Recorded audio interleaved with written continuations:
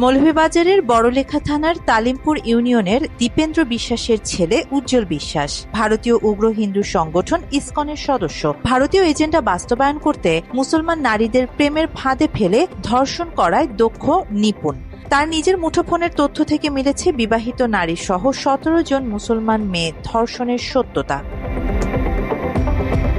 গত ১৭ জানুয়ারি ২০২৫ তারিখে সিলেট হাকালুকি হাওরে উজ্জ্বল বিশ্বাস দুজন মাদ্রাসা পড়ুয়া যুবতীকে নিয়ে ঘুরতে যায়। তাদের চলাফেরা সন্দেহজনক হয় এলাকাবাসী তাদের আটক করে জিজ্ঞাসাবাদ করে। প্রথম দিকে মামা ভাগ্নি পরিচয় দিলেও পরবর্তীতে বের হয়ে আসে ভয়ঙ্কর তথ্য।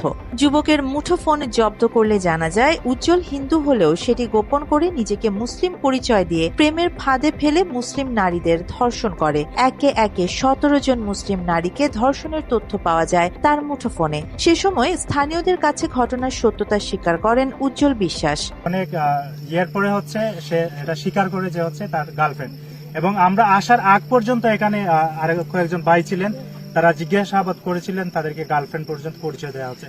তো একটা মূলত বিষয়টা তাদের উদ্দেশ্য তাকে মুসলমান প্রজন্ম ধ্বংস করার জন্য। তো এখানে আসার পরে শুধু বারবার খুলাসা হচ্ছে যে তার এলাকার যে আছে, আমরা ১৭টা মেয়ের লিস্ট পেয়েছি, শুধু লিস্ট পাইনি, ছবিও পেয়েছি।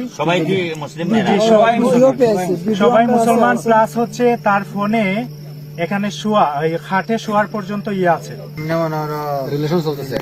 রিলেশন কি বলে, সে কি জানে মুসলমান না হিন্দু?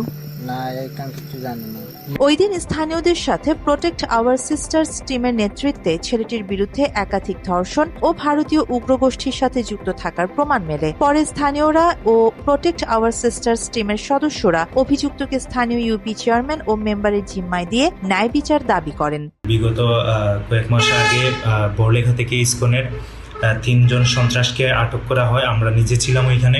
প্রোটেক্ট আওয়ার সিস্টার্স টিমের ওই সদস্যের সাথে বাংলা এডিশনের কথা হলে তিনি অভিযোগ করেন অভিযুক্ত ছেলের বিরুদ্ধে কোনো ব্যবস্থা গ্রহণ করেনি স্থানীয় জনপ্রতিনিধিরা। ছেলের ফোন থেকে পরিপূর্ণ তথ্য মুছে দিতে সহায়তা করেছে ইউপি চেয়ারম্যান এখলাসুর রহমান। ওনাদের বিচার করবে বলে আমাদের কাছ থেকে নিয়েছিলেন, সেখানে এলাকার লোকজনও ছিলেন। তারপরে আমরা ২০ জানুয়ারি ওনাদের কাছে আবার যাই। যাওয়ার পরে যখন আমরা বলি যে সে তো ইসকনের সাথে যুক্ত, বিভিন্ন ইসকনের লিডারের সাথে তার কথাবার্তা আমরা দেখেছি, যোগাযোগ তার আছে। তো আমরা তার ফোনটা যখন আমরা চাইতে গেলাম, তখন আওয়ামী লীগের চেয়ারম্যান এখলাসুর রহমান উনি ক্ষিপ্ত হয়ে যান এবং উনি রাগান্বিত হয়ে আমাদের টিম সদস্যদের উপরে আক্রমণ করতে চান ওনার সন্ত্রাস বাহিনীদেরকে নিয়ে। চেয়ারম্যান এখলাসুর রহমান ঘটনার সত্যতা স্বীকার করলেও নিজের বিরুদ্ধে ওঠা অভিযোগ অস্বীকার করেন। শোনেন, আমাকে আপনি চিনেননি ভালো করে, আমি বীর মুক্তিযোদ্ধা, রিটায়ার্ড আর্মি পার্সন। এই যে কথা বলছেন এটা ভুলেও, এই যে মোবাইল যত এখন পর্যন্ত আমার কাছে মোবাইল যত একটা পাখিও মোবাইল, ওরা কয়েকটা ছেলে আসছিল মোবাইল নিয়ে যাওয়ার জন্য, আমি দেই নাই কাউকে। ওই সময় আপনি ওই ছেলের কাছে তার মোবাইলটা ফেরত দেওয়ার কারণে সে মোবাইল থেকে সবকিছু ডিলিট করতে পারছে না, মিথ্যা কথা এগুলা।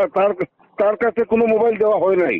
নিজেদের পরিচয় গোপন রেখে মুসলমান মেয়েদের প্রেমের ফাঁদে ফেলে ধর্ষণ করতে ইসকনের সদস্যরা বাংলাদেশে তাদের অপতৎপরতা চালিয়ে যাচ্ছেন দীর্ঘদিন ধরে। সিলেটে উজ্জ্বল সহ বেশ কয়েকজন সক্রিয় সদস্য আছে বলে জানান স্থানীয়রা।